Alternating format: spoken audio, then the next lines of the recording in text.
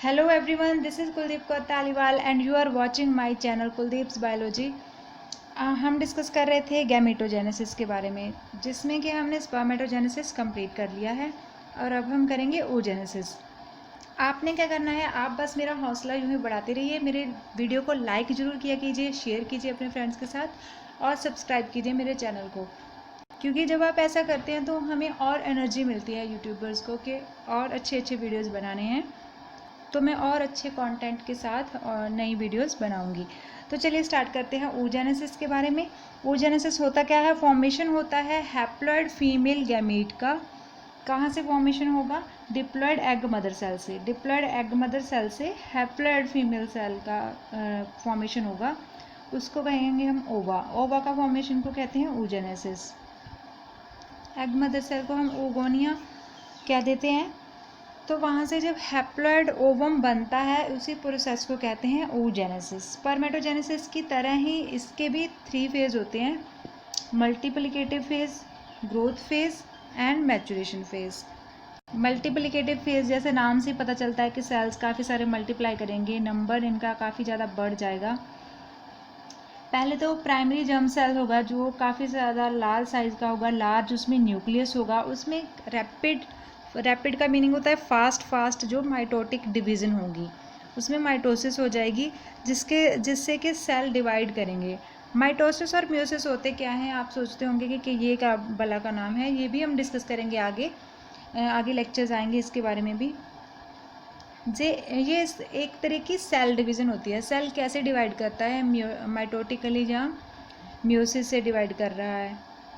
ये 2 अलग अलग तरीके हैं सेल के डिवाइड करने के। ओके, अभी आप इतना समझ लीजिए, बाद में हम कम्प्लीटली इसे करेंगे।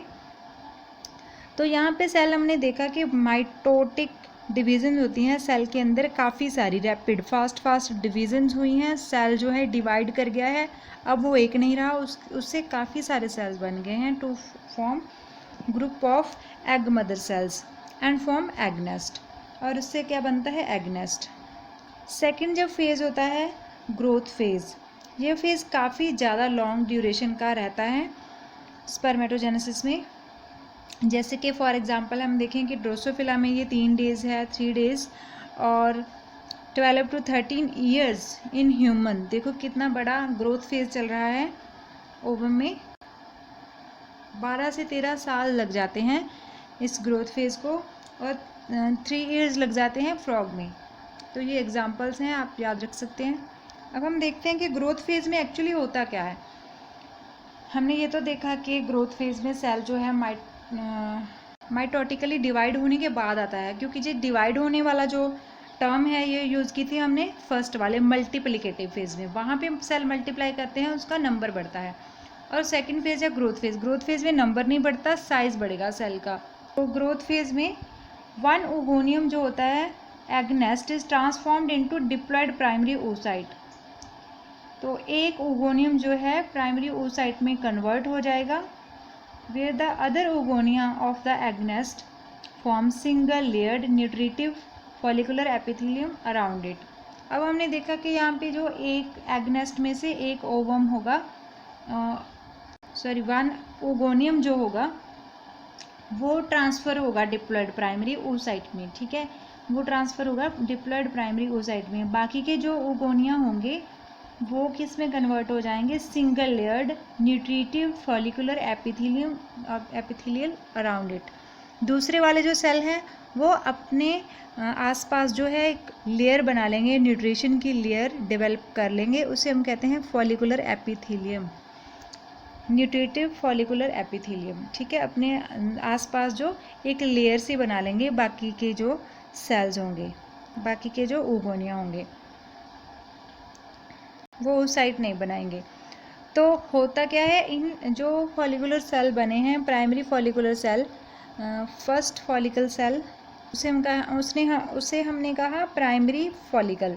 तो वो कन्वर्ट हो जाएगा सेकेंडरी फॉलिकल में, और सेकेंडरी फॉलिकल कन्वर्ट हो जाएगा टर्शरी फॉलिकल में, और फाइनली जो टर्शरी फॉलिकल है वो ग्राफियन फॉलिकल में कन्वर्ट हो जाएगा। तो कैसे कैसे कन्वर्शन होगा? कुछ ना कुछ चेंजेस आते जाएंगे। जैसे कि प्राइमरी जो फॉलिकल बना था वो कैसे बना था कि वो जो oogonia थे उन्होंने अपने आसपास जो है न्यूट्रिशन की लेयर बना ली थी। ठीक है, उसके बाद वो तो था प्राइमरी फॉलिकल।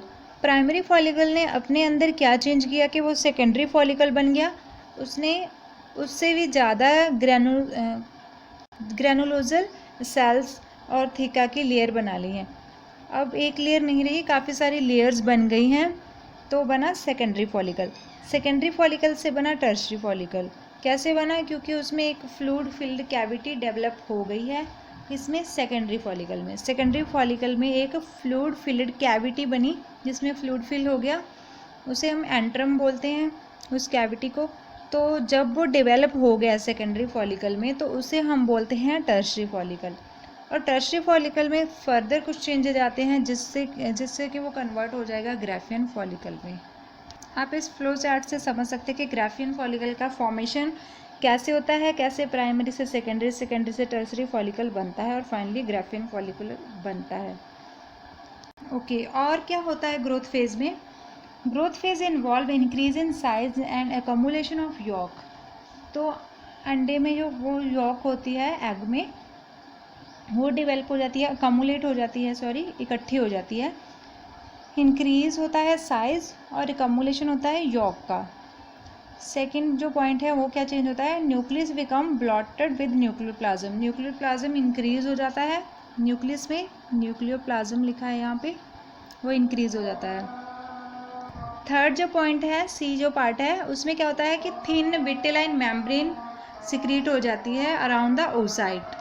और जो सेल में माइटोकॉन्ड्रिया का नंबर है, ईआर का नंबर है, एंडोप्लाज्मिक रेटिकुलम का नंबर, गोल्जी बॉडीज का नंबर भी इंक्रीज हो जाता है।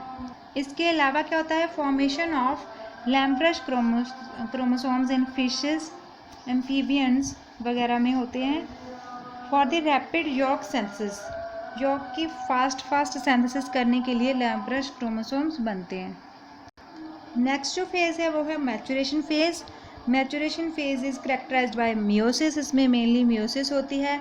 डिप्लॉयड फुल्ली ग्रोन जो प्राइमरी ओसाइट होता है, उसमें पहले मियोसिस 1 होती है जो कि रिडक्शनल डिवीजन होती है। क्रोमोसोम नंबर जो रिड्यूस टू हाफ हो जाता है, आधा रह जाता है, to form unequal haploid cells. और उससे क्या बनेगा? 2 अनइक्वल सेल्स बनेंगे, एक स्मॉलर वन होगा, एक लार्जर वन होगा। जो स्मॉलर वन होगा उसे हम बोलते हैं फर्स्ट पोलर बॉडी। ठीक है, उसे हम बोलते हैं first polar body having small amount of cytoplasm. तो उसमें साइटोप्लाज्म काफ़ी कम होता है। और जो लार्जर सेल होता है उसे हम सेकेंडरी oocyte बोलते हैं, और उसमें ऑब्वियसली बल्क ऑफ न्यूट्रिएंट होते हैं, काफ़ी ज़्यादा न्यूट्रिएंट रिच साइटोप्लाज्म होता है। साइटोप्लाज्म भी ज़्यादा होता है और वो भी न्यूट्रिएंट रिच होता है। Both cells are haploid. वैसे दोनों सेल्स जो है हैप्लॉइड ही हैं, क्योंकि क्रोमोसोम नंबर तो इक्वल होगा उन दोनों में, लेकिन जो साइटोप्लाज्म है वो अनइक्वल है। जेनेटिक कंटेंट सेम रहेगा, क्रोमोसोम वगैरह सेम रहेंगे। हमने देखा कि 2 तरह के सेल बनते हैं। फर्स्ट जो होता है प्राइमरी, फर्स्ट पोलर बॉडी बना, और दूसरा सेकेंडरी oocyte बना। और जो सेकेंडरी oocyte बना उसमें मियोसिस 2 होती है। उसमें मियोसिस 2 होगी जो कि इक्वेशनल डिवीज़न है, और क्रोमोसोम नंबर जो सिमिलर होगा, यहाँ पे रिड्यूस टू हाफ नहीं होगा, क्रोमोसोम नंबर आधा नहीं रहेगा, सिमिलर ही क्रोमोसोम नंबर जाएगा, टू फॉर्म अनइक्वल हैप्लॉइड। ये यहाँ पे कुछ नहीं है, अनइक्वल हैप्लॉइड सेल्स। वो यहाँ पे भी 2 अनइक्वल सेल्स बनेंगे जो हैप्लॉइड होंगे। उनमें जो स्मॉलेस्ट सेल होगा उसे सेकेंड पोलर बॉडी कहेंगे, एंड हैज़ लिटिल साइटोप्लाज्म। उसके पास ऑब्वियसली जो थोड़ा सा साइटोप्लाज्म होगा। दूसरा जो लार्जर सेल बनेगा इससे, उसे ऊटेड बोलते हैं, उसके पास काफ़ी ज़्यादा, या फिर आप कह लीजिए सारे का सारा साइटोप्लाज्म होगा, और वो फाइनली डिफ्रेंशिएट हो जाएगा ओवम में। तो जो फर्स्ट पोलर बॉडी बनी थी वो भी 2 में डिवाइड हो जाएगी। इससे क्या होगा कि 3 पोलर बॉडीज़ बनती हैं, 2 से 3, और एक ओवम बनेगा।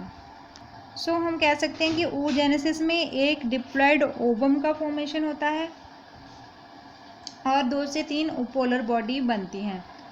लेकिन जब हमने स्पर्मेटोजेनेसिस में पढ़ा था तो वहाँ पे क्या होता है, एक डिप्लॉयड स्पर्मेटोगोनियम 4 हैप्लॉइड स्पर्म बना रहा था। तो इससे क्या पता चलता है कि यहाँ पे हैप्लॉइड स्पर्म का नंबर ओवम से काफ़ी ज़्यादा होगा, क्योंकि अगर देखा जाए एक ही स्पर्मेटोगोनियम यहाँ पे 4 स्पर्म बना रहा है, लेकिन ओवम एक ही बन रहा है, तो ऑब्वियसली नंबर स्पर्म्स का ज़्यादा होगा। तो ये था प्रोसेस oogenesis का। अब हम करेंगे सिग्निफिकेंस ऑफ oogenesis, इसका फ़ायदा क्या होता है। अगर किसी चीज़ का हमें कोई सिग्निफिकेंस नहीं है तो हमें उसे पढ़ने की भी ज़रूरत नहीं है, ठीक है। तो सिग्निफिकेंस काफ़ी इंपॉर्टेंट होता है, ये भी अब पढ़िए। इसके बाद हम करेंगे इन दोनों का कंपैरिजन, छोटा सा टॉपिक अभी रह गया है। तो सिग्निफिकेंस ऑफ oogenesis में क्या होता है, यहाँ पे हैप्लॉइड ओवम बनता है। हमने यही पढ़ा कि हैप्लॉइड ओवम का फॉर्मेशन होता है, उसके साथ ही 2 से 3 हैप्लॉइड पोलर बॉडीज़ बनती हैं। और सेकंड जो पॉइंट है ये है कि most of cytoplasm retain in functional ovum. हमने जब स्पर्म के बारे में पढ़ा था, स्पर्म का फॉर्मेशन हुआ था, तो ज़्यादातर जो साइटोप्लाज्म वो लॉस्ट हो गया था, लेकिन यहाँ पे ऐसा नहीं होता। यहाँ पे साइटोप्लाज्म रिटेन्ड रहता है, बचा रहता है फंक्शनल ओवम में। थर्ड पॉइंट है वेरिएशन में appear due to crossing over during meiosis 1। और ये पॉइंट सिमिलर है, ये आप जब आपने सिग्निफिकेंस ऑफ स्पर्मेटोजेनेसिस किया था वहाँ पे भी सेम ही पॉइंट था कि वेरिएशन अपीयर हो सकती हैं जब मियोसिस 1 होती है, तो वेरिएशंस आ जाती हैं क्योंकि यहाँ पे क्रॉसिंग ओवर होती है। तो नेक्स्ट पॉइंट है it proves evolutionary relationship. Obviously oogenesis भी एवोल्यूशनरी रिलेशनशिप को शो करती है, प्रूव करती है। ओवम का फॉर्मेशन हो रहा है, काफ़ी सारे ऑर्गेनिज्म में हो रहा है, तो हम रिलेट कर पाते हैं कि शायद ये ऑर्गेनिज्म हमारे इंसेस्टर रहे होंगे, या फिर हमारे इंसेस्टर जिनसे हम बने हैं वो एक जैसे ही होंगे। सिमिलर oogenesis का प्रोसेस मंकीज़ में भी होता है, तो हम कहते हैं ना मंकीज़ हमारे इंसेस्टर हैं। तो ये चीज़ें जो हैं, जो प्रोसेसेस हैं जो सिमिलर होती हैं, तो हमें हेल्पफुल रहता है एवोल्यूशन को स्टडी करने में। एवोल्यूशन में हम पढ़ते हैं कि हम कहाँ से इवॉल्व हुए हैं, कौन सी स्पीसीज कहाँ से आई है, कौन उनके इंसेस्टर थे, और क्या क्या चेंजेस अब तक हो चुकी हैं। ये सिग्निफिकेंस। अब हम कंपेयर करेंगे स्पर्मेटोजेनेसिस एंड oogenesis को। यहाँ पे कंपेयर में मेनली जो है सिमिलरिटीज़ ही हैं। जो फर्स्ट सिमिलरिटी है कि बोथ प्रोसेस जो है concern with formation of haploid gametes, चाहे हम स्पर्मेटोजेनेसिस पढ़ रहे हैं या oogenesis पढ़ रहे हैं, आप ये चारों पॉइंट्स दोनों में लिख सकते हैं, ठीक है। तो आप ये तो याद कर ही लीजिए कि दोनों में ही हैप्लॉइड गमीट का फॉर्मेशन होता है। दोनों ही 3 फेजेस में डिवाइड हुई होती हैं। फर्स्ट जो multiplicative, second growth and third maturation phase, ये तीनों फेज़ प्रोसेस में रहते हैं। और थर्ड जो पॉइंट है, both are vital in sexually reproducing organisms. Obviously अगर सेक्सुअल रिप्रोडक्शन हो रही है तो ही oogenesis स्पर्मेटोजेनेसिस होगी, क्योंकि कोई भी प्रोसेस बिना यूज़ के नेचर में नहीं होती। oogenesis हो रही है तो ओवम बनेगा, स्पर्मेटोजेनेसिस हो रही है तो स्पर्म बनेगा। अगर ये बने हैं तो फ्यूज़न भी होगा, तो सेक्सुअल रिप्रोडक्शन में ही इनका रोल होता है। तो दोनों ही वाइटल हैं ये प्रोसेसेस सेक्सुअली रिप्रोड्यूसिंग ऑर्गेनिज्म में। लास्ट पॉइंट है in both changes occur at nuclear and cytoplasmic level.